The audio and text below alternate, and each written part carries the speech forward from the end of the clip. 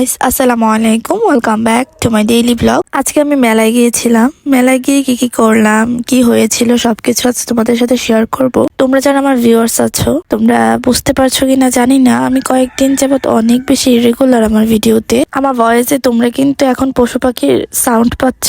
আমি যখনই কথা বলছি তখনই তারা সাউন্ড করে ফেলছে। আমার কিছু করার নেই, আমি উঠানে বসে ভয়েস ওভারটা দিচ্ছি, সো একটু ইগনোর করে তোমরা এই সাউন্ড গুলোকে। ব্রাহ্মণবাড়িয়া হয়েছিল 7 দিন ব্যাপী মেলা, যেটা ছিল অবকাশ বা বলতে পারো ফারুকি পার্ক। যে যেভাবেই চিনো, 16 ডিসেম্বর উপলক্ষে বিজয় মেলা হয়েছিল। সব ধরনের স্টল মেলায় ছিল, বিশেষ করে বাচ্চাদের খেলনা থেকে শুরু করে মেয়েদের কসমেটিক্স, মাটির জিনিসপত্র, সেরামিক্স এর মগ, বাটি, প্লেট, সব ধরনের স্টলে ছিল মেলায়। বিশেষ করে একটি কাপড়ের স্টল ছিল, অনেক ধরনের খাবারের স্টল ছিল। একটু আগে বলছিলাম আমি অনেক বেশি ইরেগুলার হয়ে গিয়েছি, তার যথেষ্ট কারণও আছে। প্রথমত হচ্ছে এই শীতে আমি নিজে একটু আলসি হয়ে গিয়েছি।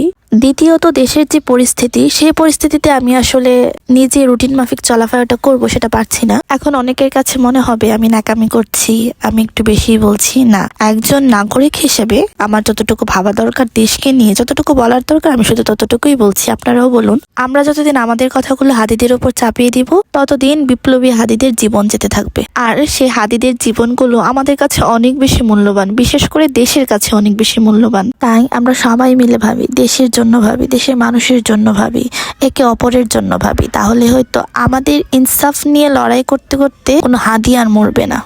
একদিন এমন দিন হয়তো আসবে, আশা করি, যেদিন আমরা নিজেরা নিজেদের নিয়ে ভাববো, নিজেরা নিজেদের জন্য লড়াই করব। তখন আমাদের জন্য আর কোনো বিপ্লবী হাদিদের জীবন দিতে হবে না। অনেকে আমার কথায় আবার দ্বিমত পোষণ করতে পারেন, এটাই স্বাভাবিক। অনেকে বলতে পারেন যে আমাদের দোষ কোথায়, এটা তো রাজনৈতিক দল, এই রাজনৈতিক দল, ওই রাজনৈতিক দল, বিভিন্ন কূটনৈতিক কথা চলে আসবে। সো আমি আসলে রাজনৈতিক দল নিয়ে কিছু বলতেই পারবো না, বলতে চাচ্ছিও না, পারবো না, কারণ আমার ভিডিওতে কপিরাইট ইস্যুস চলে আসবে। যাই হোক, আজকে বারবার ভিডিওর বাইরে টপিক চলে যাচ্ছে, এখন একটু ভিডিওতে যাওয়া যাক। আমরা চলে যাই পানিপুরি খাওয়ার জন্য। আমার মেয়েটা তখন অনেক জ্বালাচ্ছিল পানিপুরি খাবার জন্য। আমরা বারবার লাইন ধরে দাঁড়িয়েছিলাম, দাঁড়াতেই আবার লাইন থেকে সরে যাচ্ছিলাম, কারণ পেছনের মানুষ ধাক্কাধাক্কি করে সামনে চলে আসছিল। মেলাতে এই বিষয়টা আমার খুবই ভালো লেগেছে, অনেক মানুষের ভিড় ছিল তো, তাই ধাক্কাধাক্কিটাও বেশি ছিল। তারপর চলে গিয়েছিলাম সিরামিক্স এর কিছু প্লেট বা বাটি কিনবো বলে, বাট আমরা শুধু 2টা মগই কিনেছি, কারণ ওই যে আমার মেয়ে জ্বালাচ্ছিল খুব। আমার মেয়ের কান্নাকাটির কারণে আমরা কোনো স্টলে 5 মিনিট দাঁড়াতে পারছিলাম না, শুধু 2-3 মিনিট দেখে চুজ করে আবার কিনে দেন তাড়াতাড়ি করে বের হয়ে যাচ্ছিলাম। বিকেল থেকে আমার মেয়ে জ্ঞান শুরু করে দিয়েছে, চলে আসবে চলে আসবে।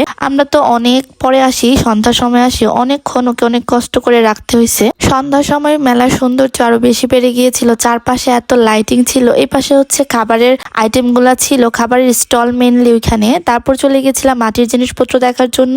এই পাশটা আমার কাছে বেশি ভালো লেগেছে, বাট আমার মেয়ের কান্নাকাটির জন্য এখানে বেশিক্ষণ থাকতে পারি নাই। আবার নেক্সট আমি মাটির জিনিসপত্র কিনবো ইনশাল্লাহ। এখানে হচ্ছে অনেক খোঁজাখুঁজি করে আমার আম্মুর জন্য চুড়ি কিনি। চুড়িটা কেনার পরে দেখি যে একদম সন্ধ্যা হয়ে গিয়েছে। আমরা তাড়াহুড়া করে চলে যাই রিক্সাতে। লাস্ট মেলাটা আবার দেখছিলাম একটু ঘুরে। ওইখানে যাওয়ার পরে দেখি আমার ফোনে চার্জ নেই। যখন বের হয়ে আসছিলাম ওই মুহূর্তে আমার ফোনে জাস্ট চার্জ ছিল মনে হয় 2 বা 3%। এই জন্য ভিডিওটা একটু ঘোলাঘোলা আসতে পারে। তাছাড়া শীতের সন্ধ্যা, কুয়াশা তো ছিলই। আমি আমার মেয়ের জন্য তেমন এনজয় করতে পারি নাই, তারপরও মাশাআল্লাহ অনেক ভালো এনজয় করেছি, আলহামদুলিল্লাহ।